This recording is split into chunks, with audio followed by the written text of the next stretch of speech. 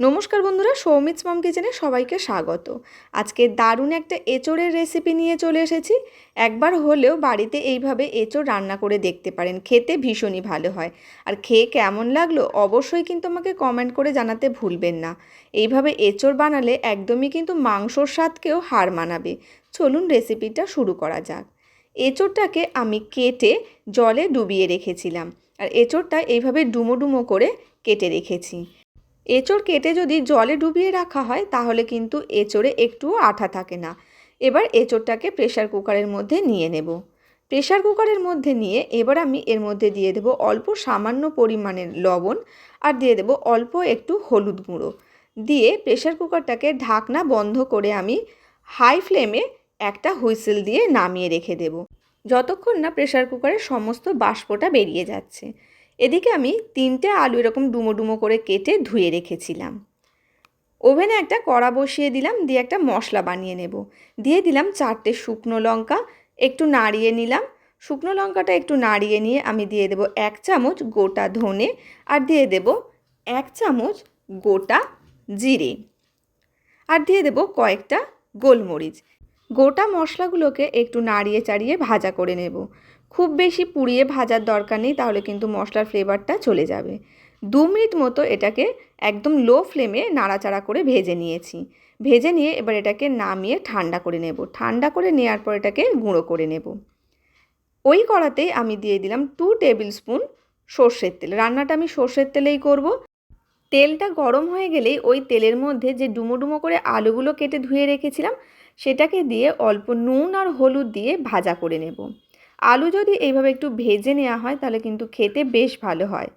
নুন আর হলুদটা দিয়ে দিলাম, দিয়ে একটু নাড়াচাড়া করে উল্টে পাল্টে লালচে রং ধরিয়ে আলুটাকে ভেজে নেব। আলুটাও বেশ আমার লালচে রং ধরিয়ে ভাজা হয়ে গেছে। এবার আলুটাকে তুলে নেব। আলুগুলোকে সব তুলে নিলাম। এবার যে এঁচোড়টাকে আমি হুইসেল দিয়ে রেখেছিলাম একটা, সেটাকে জল ঝরিয়ে রেখেছি, আর এটা কিন্তু আমি 80% মতো সিদ্ধ করে নিয়েছি। এবার ওই এঁচোড়টাকেও একটু তেলে ভেজে নেব। আর কিন্তু নুন হলুদ দেবার প্রয়োজন নেই। আলুটা ভাজার সময় আমি নুন হলুদ দিয়েছিলাম, তাই আর নুন হলুদ দিলাম না। আর এঁচোড়টা ভাপানোর সময়ও কিন্তু আমি একটু নুন হলুদ ব্যবহার করেছি। একটু নাড়াচাড়া করে এঁচোড়টাকেও ভেজে নেব। আর এইভাবে যদি এঁচোড়টা ভেজে নেওয়া হয় খেতে কিন্তু বেশ ভালো হয়। আর এঁচোড়টাও আমার ভাজা হয়ে গেছে। এঁচোড়টা যদি বেশি সিদ্ধ হয়ে যায় তাহলে কিন্তু ভাজতে অসুবিধে হবে, তাই 80% মতো এঁচোড়টাকে সিদ্ধ করতে হবে। এঁচোড়টাকেও তুলে নিলাম। এবার ওই কড়াতেই আমি আরও 2 টেবিল স্পুন মতো সর্ষের তেল দিয়ে দিলাম। তেলটাকে খুব ভালো করে গরম করে নিতে হবে। তেলটা গরম হয়ে যাওয়ার পর এর মধ্যে আমি দিয়ে দেব 1 চামচ গোটা জিরে, আর দিয়ে দেব 2টো তেজপাতা, আর দিয়ে দেব 3টে শুকনো লঙ্কা, আর দিয়ে দেবো গোটা গরম মশলা। গোটা গরম মশলার মধ্যে দেবো 2টো দারচিনি স্টিক, 4টে এলাচ আর 4টে লবঙ্গ। দিয়ে ফোড়নটা 30 সেকেন্ড মতো নাড়াচাড়া করে নেব। ফোড়ন থেকে মিষ্টি একটা গন্ধ বেরোলেই দিয়ে দেব কুচনো পেঁয়াজ। পেঁয়াজটা কিন্তু খুব মিহি করে কাটার দরকার নেই, একটু বড় বড় করেই পেঁয়াজটা কেটে নিতে হবে। আর পেঁয়াজটাকে খুব ভালো করে কিন্তু ভেজে নিতে হবে। আর আমি এখানে 4টে মিডিয়াম সাইজের পেঁয়াজ কেটে রেখেছিলাম। পেঁয়াজটাকে এইভাবে আমি একটু লো ফ্লেমে ভেজে নেব, যাতে পেঁয়াজের গায়ে খুব বেশি রং না ধরে। পেঁয়াজটা একটু নরম হওয়া পর্যন্তই কিন্তু নাড়াচাড়া করে ভেজে নিতে হবে। আর এঁচোড় রান্নাতে কিন্তু একটু বেশি পরিমাণে পেঁয়াজ দিলে খেতে বেশ ভালো হয়। পেঁয়াজটাতেও হালকা রং ধরে গেছে, আর পেঁয়াজটা কিন্তু আগের থেকে অনেকটাই নরম হয়ে গেছে। এবার আমি এর মধ্যে দিয়ে দেব আদা রসুন বাটা। আমি আদা রসুন একসাথে বেটে রেখেছিলাম, সেটাকে আমি দিয়ে দিলাম। আমি এখানে 4 চামচ মতো আদা রসুন বাটা ব্যবহার করেছি। আদা রসুন বাটাটাকে দিয়ে খুব ভালো করে কষিয়ে নিতে হবে, যাতে আদা রসুনের কোনো রকম কাঁচা গন্ধ না থাকে। খুব ভালো করে আদা রসুনটা কষিয়ে নিতে হবে যতক্ষণ না মশলা থেকে তেল ছেড়ে দিচ্ছে। আদা রসুনটাও খুব ভালো করে আমি কষিয়ে নিয়েছি, আর খুব ভালো করে কিন্তু মশলা থেকে তেলটাও ছেড়ে দিয়েছে। এইভাবে তেল ছেড়ে দিলেই বুঝতে হবে যে মশলাটা খুব ভালোভাবে কষা হয়ে গেছে। আর 2টো মাঝারি সাইজের টমেটো আমি একটু বড় বড় করে কেটে রেখেছিলাম। এঁচোড় রান্নাতে কিন্তু সমস্ত মশলা খুব বেশি মিহি করে কাটার দরকার হয় না। টমেটোটা দেওয়ার পরে অবশ্যই কিন্তু নুনটা দিতে ভুলবেন না, কারণ নুনটা দিলেই খুব সহজেই কিন্তু টমেটোটা নরম হয়ে যায়। আর টেস্টের ব্যালেন্সটাকে বজায় রাখার জন্য আমি অল্প একটু দিয়ে দিলাম চিনি। দিয়ে খুব ভালো করে কষিয়ে নেব।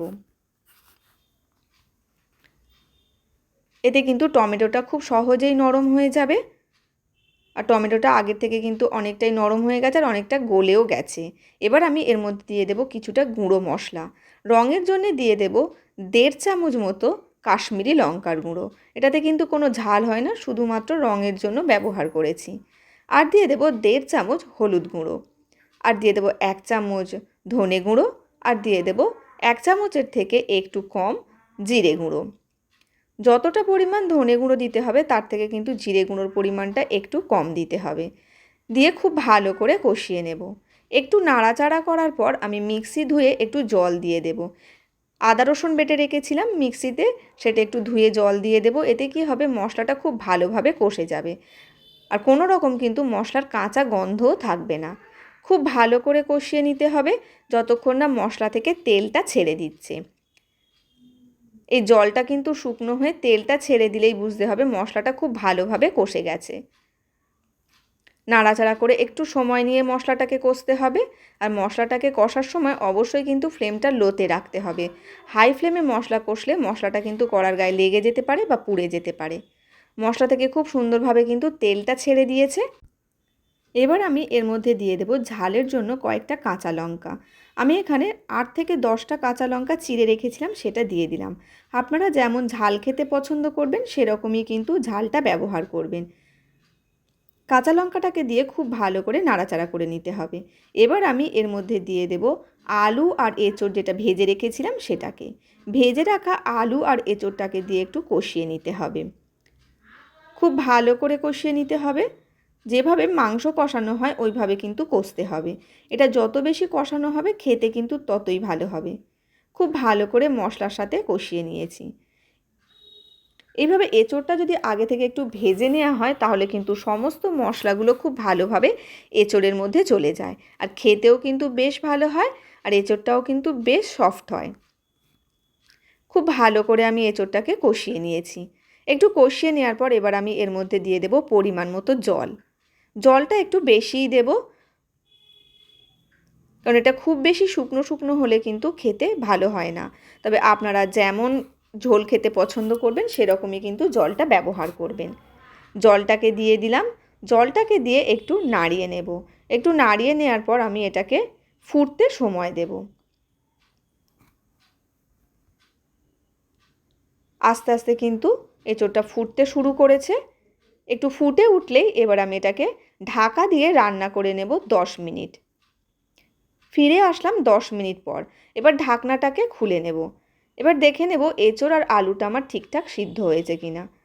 এঁচোড়টা আগে থেকেই কিন্তু সিদ্ধ করা ছিল, তাই খুব বেশি কিন্তু সময় নেবে না। একটু নাড়িয়ে নিলাম। নাড়িয়ে নেওয়ার পর এবার দেখে নেব এঁচোড়টা সিদ্ধ হয়ে গেছে কিনা। আলু আর এঁচোড়টা কিন্তু সিদ্ধ হয়ে গেছে। এবার একটু নাড়িয়ে নেব। একটু নাড়িয়ে নেওয়ার পর ওপর থেকে আমি দিয়ে দেব কিছুটা পরিমাণ ধনেপাতা কুচি। এরকম শেষে যদি একটু ধনেপাতা কুচি দেওয়া হয় খেতে কিন্তু বেশ ভালো হয় আর গন্ধটাও কিন্তু খুব ভালো আসে। এবার দিয়ে দেব অল্প সামান্য পরিমাণের গরম মশলা গুঁড়ো। আর যে মশলাটাকে আমি ভেজে গুঁড়ো করে রেখেছিলাম সেই মশলাটাকে দিয়ে দেব 1/2 চামচ। আর দিয়ে দেব 1 চামচ ঘি। এভাবে শেষে একটু এঁচোড়ে ঘি দিলে খেতেও কিন্তু বেশ ভালো হয়। এবার সমস্ত উপকরণগুলো খুব ভালো করে মিশিয়ে নেব। খুব ভালো করে নাড়াচাড়া করে মিশিয়ে নিতে হবে। একটু মিশিয়ে নেওয়ার পর এবার গ্যাসের ফ্লেমটাকে বন্ধ করে দেব। গ্যাসের ফ্লেমটাকে বন্ধ করে দিয়ে আমি এটাকে ঢাকা দিয়ে রেখে দেব 5 মিনিট। এইভাবে একটু ঢাকা দিয়ে রেখে দিলে খুব ভালোভাবে কিন্তু তেলটা ছেড়ে দেবে। ফিরে আসলাম 5 মিনিট পর। ঢাকনাটাকে খুলে নিয়েছি আর দেখতেই পাচ্ছেন তেলটা খুব ভালোভাবে ছেড়ে দিয়েছে আর রঙটাও কিন্তু ভীষণ ভালো হয়েছে। একবার হলেও বাড়িতে এইভাবে এঁচোড়ের এই রেসিপিটা বানিয়ে দেখতে পারেন। খেতে ভীষণই ভালো হয় আর খেয়ে কেমন লাগলো অবশ্যই কিন্তু আমাকে কমেন্ট করে জানাতে ভুলবেন না। আর আমার রেসিপিটা ভালো লাগলে লাইক, শেয়ার ও সাবস্ক্রাইব করার অনুরোধ রইল। আর নতুন বন্ধু হয়ে থাকলে অবশ্যই পাশের বেল বাটনটা প্রেস করে রাখবেন, তাহলে যখনই কোনো নিত্য নতুন রেসিপি পাঠাবো সবার আগে আপনাদের কাছে পৌঁছে যাবে। ভালো থাকবেন, সুস্থ থাকবেন। আবারও দেখা হবে অন্য কোনো দিন অন্য কোনো রেসিপি নিয়ে। ধন্যবাদ।